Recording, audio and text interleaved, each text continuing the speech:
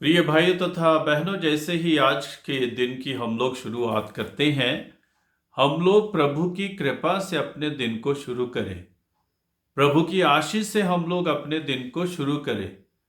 हम प्रभु के द्वारा प्रेरित रहें और प्रभु के द्वारा अनुप्राणित रहें, ताकि हम प्रभु की कृपा से अपने जीवन को बिता सकें और विशेष रूप से अपने आप को दूसरों की सेवा में लगा सकें। जैसे प्रभु यीशु पिता ईश्वर के नाम पर इस संसार में आए और उन्होंने अपने जीवन को दूसरों के लिए समर्पित किया, पूरी मानव जाति के लिए अर्पित किया, त्याग दिया और अपने आप का बलिदान दिया, ताकि हम प्रभु के हो जाएं, ताकि हम स्वर्गराज के लिए अपने आप को तैयार कर सकें। वैसे हम भी दूसरों की सेवा में लगे रहें। यही शिक्षा प्रभु यीशु हमें प्रदान करते हैं, हमें देते हैं।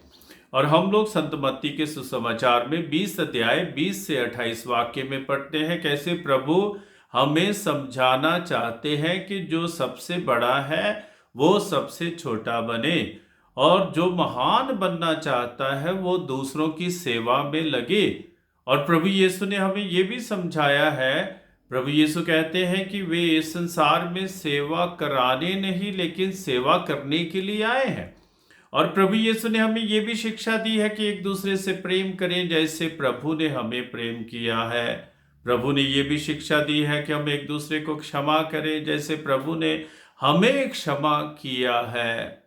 तो जब हम लोग प्रभु के वचन के द्वारा प्रेरित होते हैं, अनुप्राणित होते हैं, आशीषित होते हैं, तो हमें यही शिक्षा मिलती है कि हम दूसरों के लिए अपना जीवन समर्पित करने के लिए, अर्पित करने के लिए तैयार रहे और हम सेवा में जीवन बिताएं, मानव जाति की सेवा में जीवन बिताएं।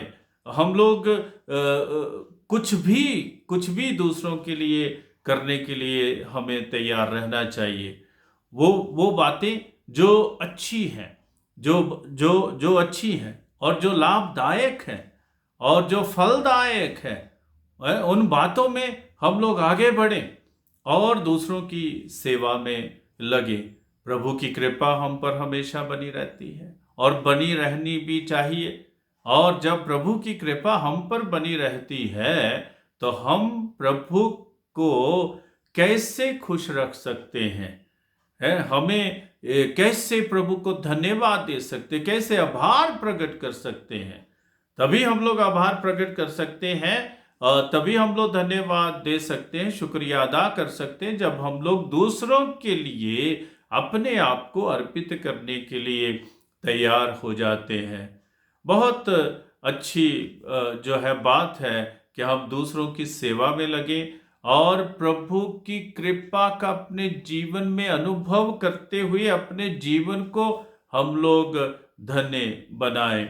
बहुत बहुत समय पहले मैंने एक छोटी सी कहानी पढ़ी थी और कहानी में यही था कि एक भिखारी जो है एक अमीर, एक धनी औरत के वहाँ जाता है, स्त्री के वहाँ जाता है और उसने देखा कि उनके जो बैठक थी, जहाँ वो बैठते थे, लोग आते जाते थे, वहाँ एक हीरा पड़ा हुआ था और भिखारी ने आग्रह किया कि मुझे यही चाहिए।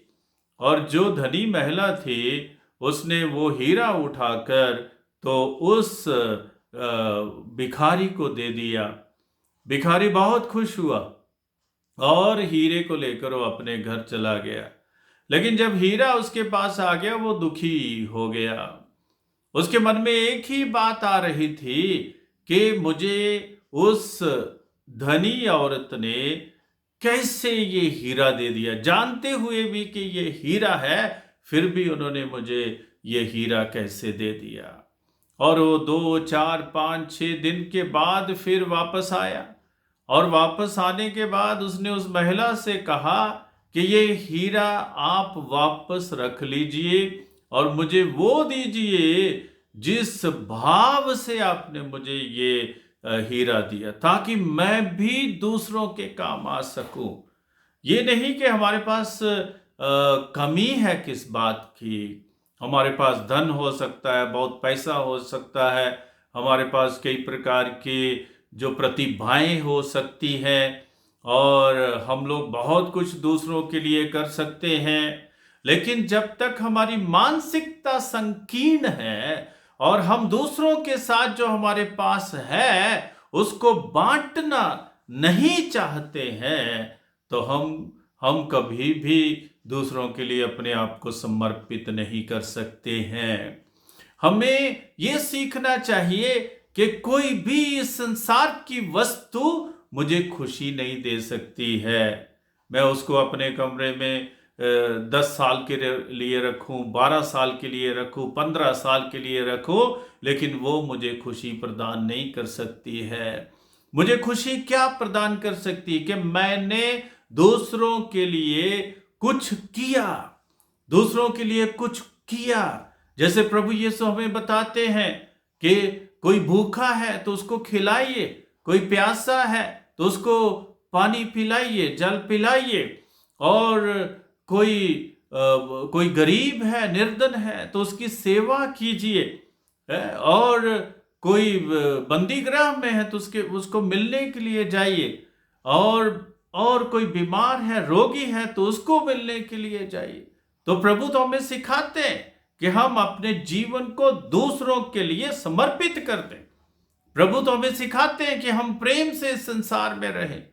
प्रभु तो हमें सिखाते हैं हम क्षमा करते हुए अपने जीवन में आगे बढ़े।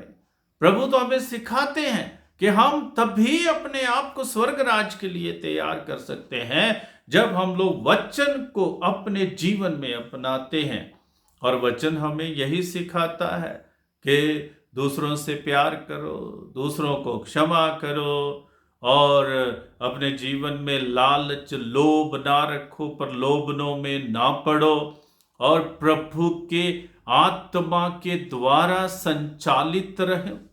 यही प्रभु हमें चाहते हैं कि हम आत्मिक बने, हम आध्यात्मिक बने, और प्रभु के पवित्र आत्मा के द्वारा हम लोग अनुप्राणित रहें, हम लोग संचालित रहें। यही प्रभु हमसे चाहते हैं। और जब हम लोग प्रभु के पवित्र आत्मा के द्वारा संचालित रहते हैं तो हम कभी भी स्वार्थी नहीं हो सकते। हम कभी भी केवल अपने ही लिए नहीं सोच सकते, हम दूसरों के लिए सोचेंगे, दूसरों के लिए सोचेंगे।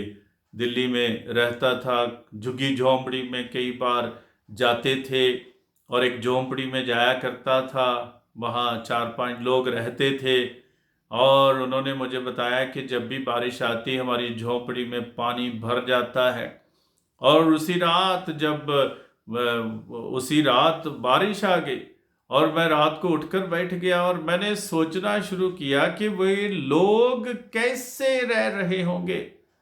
इतनी बारिश हो रही है और बारिश से उनकी झुग्गी झोंपड़ी भर गई होगी, कहाँ सो रहे होंगे, कहाँ सो रहे होंगे। ये विचार तभी हमारे हृदय में पैदा होगा जब हम समझेंगे, सोचेंगे कि हर कोई मेरा भाई बहन है, मुझे उससे प्यार करना है, मुझे उसे क्षमा करना है, और मुझे उसकी सेवा में लगना है। और जब हम लोग प्रभु के द्वारा प्रेरित हो जाते हैं, अनुप्राणित हो जाते हैं, और पवित्र आत्मा के द्वारा संचालित हो जाते हैं, हम दूसरों की भलाई के लिए कार्यरत रहेंगे, ना कि अपने स्वार्थ को पूरा करने के लिए। तो इसलिए आज हम सीखें, प्रभु से सीखें।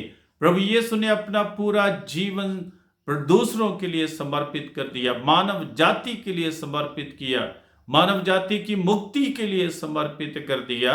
और हम जो अपने आप को उसके शिष्य कहलाते हैं, हम भी दूसरों की सेवा में लगे और अपने जीवन को दूसरों की सेवा में लगाएं, जैसे प्रभु हमारे जीवन में चाहते हैं। ईश्वर आप सबको आशीष दे और आपका दिन मंगलमय हो, खुशियों से भरपूर हो, और जैसे ही आप घरों से निकलते हैं मुस्कुराएं और दूसरों को भी प्रभु की राह पर लाएं। आमीन।